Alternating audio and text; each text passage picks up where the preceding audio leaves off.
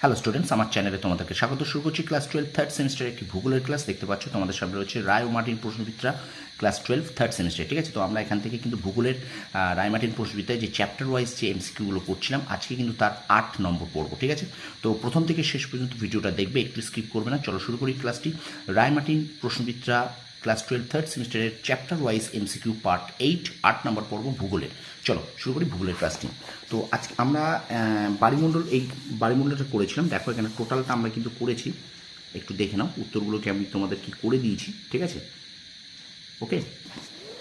তো আমরা এই পর্যন্ত ক্লাসটা করেছিলাম। আজকে আমরা এই 26 থেকে করব এবং আজকে এই বাড়িমণ্ডল অধ্যায়টা হয়ে যাবে। তো চলো শুরু করি ক্লাসটি। প্রথম থেকে শেষ পর্যন্ত দেখবে, একটু স্কিপ করবে। দেখো বলছে ডলফিন শৈলশিরা কোন মহাসাগরে অবস্থিত? আটলান্টিক মহাসাগর। পরে প্রশ্ন দেখো, ভুল জোড়াটি বেছে নিয়ে লেখো। দেখো বলছে এখানে থার্মোগ্রাফ সমুদ্র জলের গভীরতা পরিমাপক যন্ত্র, এটা ভুল।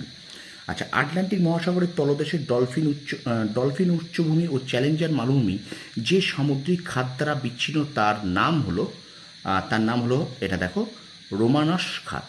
ঠিক আছে, তারপর দেখো নিরক্ষীয় অঞ্চলে সমুদ্র জলের লবণতার পরিমাণ অপেক্ষাকৃত কম। পরে প্রশ্ন, সমুদ্র তলদেশের কোন অংশে সর্বাধিক পরিমাণ স্থলভাগজাত অবক্ষেপ দেখা যায়? মহীসোপানে। পরে প্রশ্ন দেখো, সমুদ্রের জলে স্বাভাবিক লবণতার পরিমাণ কত? 35%। আচ্ছা, পৃথিবীর সর্বাধিক লবণাক্ত হ্রদ হলো ভ্যান হ্রদ। আচ্ছা, এবার দেখো একটা সত্য মিথ্যা দিয়েছে তোমাদের সামনে। তো আমি এটা পড়ছি না, তো এখানে হবে 1 ট্রু, 2 ট্রু, 3 ফলস, 4 ফলস। তাহলে প্রথম দুটো সত্য আর তৃতীয় আর চতুর্থটা ফলস। তোমরা এটা একটু দেখে নেবে। ঠিক আছে, এগুলোকে দেখে নাও। ওকে, এগুলোকে আমি সময়টা একটু বাঁচানোর জন্য আমি তোমাদের এগুলো পড়ছি না, তোমরা একটু দেখে নেবে কী কী আছে। ঠিক আছে, ভিডিওটা পজ করে। তারপর দেখো, প্রদত্ত কোন খনিজ সম্পত্তি মহীসোপান অঞ্চলের থেকে আহরিত হয়? Phosphoric nodules. সমুদ্র জলে সর্বাধিক পরিমাণে যে লবণ পাওয়া যায় তা হলো সোডিয়াম ক্লোরাইড। এবার দেখো, ক্রম হ্রাসমান লবণতা অনুযায়ী সাগরের সঠিক বিকল্পটি নির্বাচন করো। এটা দেখো উত্তর হবে হাডসন উপসাগর, কৃষ্ণ সাগর, কাস্পিয়ান সাগর, বাল্টিক সাগর। ঠিক আছে, এটা হবে উত্তর। ওকে। আচ্ছা, একটি অ্যানাড্রোমাস মাছের উদাহরণ হলো ইলিশ। তারপরে দেখো বলেছে প্রদত্ত বিবৃতি দুটির ওপর ভিত্তি করে সঠিক বিকল্প নির্বাচন করো। দেখো এক সঠিক কিন্তু 2 ভুল আছে। ঠিক আছে, এটা একটু পড়ে নেবে। তারপরে দুটো বিবৃতি এবং কারণ আছে। এটা হবে এ ও আর উভয়ই সঠিক এবং আর এ এর সঠিক ব্যাখ্যা। ঠিক আছে, তারপর দেখো, আগ্নেয়গিরিজাত পদার্থ সমূহ বায়ুর সঙ্গে ভাসমান অবস্থায় বায়ুত হয়ে সমুদ্র অধক্ষিপ্ত হয়, একে ড্যাশ পলল বলে। উত্তর উপবায়বীয় পলল। আচ্ছা, অন্তঃসাগরীয় পললের অন্য নাম কি? সাবমেরিন পলল। আচ্ছা, সিউইড উৎপাদনে বিশ্বে প্রথম দেশটি হলো চীন। স্টুডেন্টস, ভিডিওটা একটুখানি শেয়ার করবে, লাইক করবে, কমেন্ট করবে, আর আমার চ্যানেল নতুন হলে অবশ্যই চ্যানেলটা সাবস্ক্রাইব করবে, পাশে থাকা বেল আইকন প্রেস করে রাখবে। চলো আমরা ভিডিওটা কন্টিনিউ করি। দেখো একটু শেয়ার করো। দেখো, চ্যালেঞ্জের উচ্চভূমি যে গোলার্ধে অবস্থিত তা হলো দক্ষিণ গোলার্ধ। পরে প্রশ্ন দেখো, প্রদত্ত কোন অঞ্চলে সমুদ্র জলের লবণতা সর্বাপেক্ষা কম থাকে? মেরু অঞ্চল। আচ্ছা, কোন সামুদ্রিক ভূমিরূপের উপর অন্তঃসাগরীয় গিরিখাত সৃষ্টি হয়? গভীর সমুদ্রের সমভূমি। মহাদেশগুলির প্রকৃত শেষ সীমা হলো মহীঢাল।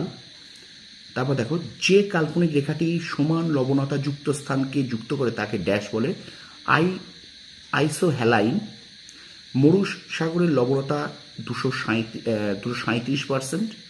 আচ্ছা, লবণতা নির্ভুলভাবে নির্ণয় করার জন্য যে যন্ত্র ব্যবহার করা হয় তার নাম হলো স্যালিনোমিটার। আচ্ছা, এবারে দেখো একটা সত্য মিথ্যা এখানে আছে, দেখে নাও একটু সত্য মিথ্যাগুলো একটু দেখে নাও। একটা 1-এর দাগ, 2, আচ্ছা 3, ঠিক আছে, 4, 3টে আছে। তো 1 ট্রু, 2 ট্রু, 3 ট্রু, তিনটেই কিন্তু সত্য মিথ্যার মধ্যে কিন্তু তিনটেই সত্য। ঠিক আছে, পরের প্রশ্ন দেখো, ভারতের সমুদ্র উপকূল অঞ্চলে প্রাপ্ত মোনাজাইট, ইলমেনাইট ইত্যাদি মূল্যবান খনিজ উত্তোলন বা রক্ষণাবেক্ষণের ভার ন্যস্ত থাকে Indian rare earth limited, IRAL। ঠিক আছে, পুরো নাম। ঠিক আছে, এটা মনে রাখবে, IRAL পুরো নাম ইন্ডিয়ান রেয়ার আর্থ লিমিটেড। আচ্ছা, তারপর দেখো, গভীরতা অনুসারে সমুদ্র ও তার এলাকা সংলগ্ন প্রাপ্ত খনিজ সম্পদের গভীরতার ঊর্ধ্বক্রম অনুসারে সঠিক ক্রমে সাজাও। এটা দেখো 3, 2, 1, এই যে এটা আছে দেখো 3, 2, 1, 2, 3, এটা হবে 3, 2, 1, এটা দেখে নাও। ঠিক আছে, তারপর দেখো, প্লাঙ্কটন আধিক্য দেখা যায় উষ্ণ অধিক লবণাক্ত জলে। আচ্ছা, পরের প্রশ্ন দেখো, একটা তোমাদের সামনে রয়েছে স্তম্ভ মেলাও। 1-এর সি, 2-এর এ, 3-এর ডি, 4-এর বি। 1-এর সি, 2-এর এ, 3-এর ডি, 4-এর বি। আচ্ছা, নেকট্রন হলো স্তন্যপায়ী সামুদ্রিক প্রাণীর দেহাবশেষ থেকে গঠিত হয়। আচ্ছা, এখানে একটা ডায়াগ্রাম আছে, এইটা হবে, ডিটা হবে উত্তর, ঠিক আছে। আচ্ছা, নেরিটিক অবক্ষেপ এক ধরনের ড্যাশ অবক্ষেপ, জৈব অবক্ষেপ।